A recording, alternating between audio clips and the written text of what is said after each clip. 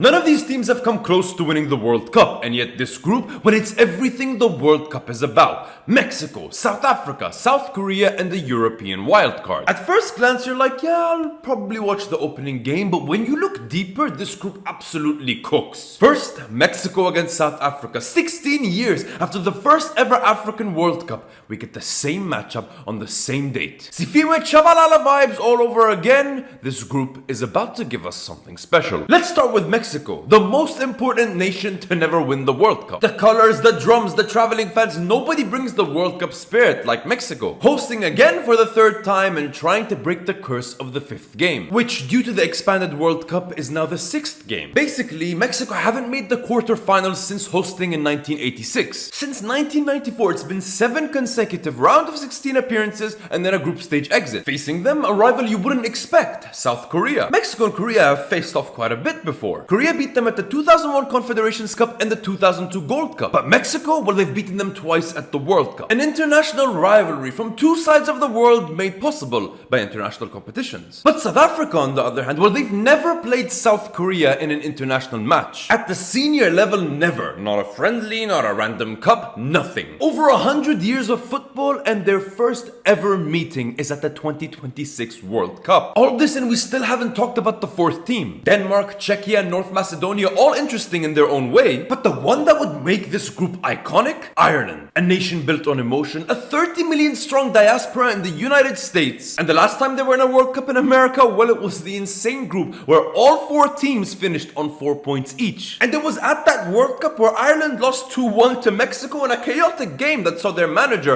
and John Aldridge get fined. And their road here was very special. Troy Parrott going insane against Portugal and Hungary with that 97th minute winner. It's hard to not want Ireland to complete this group. So Group A, no world champions, no Ballon d'Or winners, but each of these nations live in our footballing memory. And that's why this group is special. South Africa gave us the greatest soundtrack in World Cup history. Mexico bring the passion and heart everywhere they go. And South Korea gave us shocks, upsets, and the golden run in 2002. And if Ireland joins them, we're gonna get pure chaos, pure nostalgia, and pure emotion. And honestly, I wouldn't be surprised if this group ends with all team on 4 points, just like in 1994. And that is the story of Group A at the 2026 World Cup.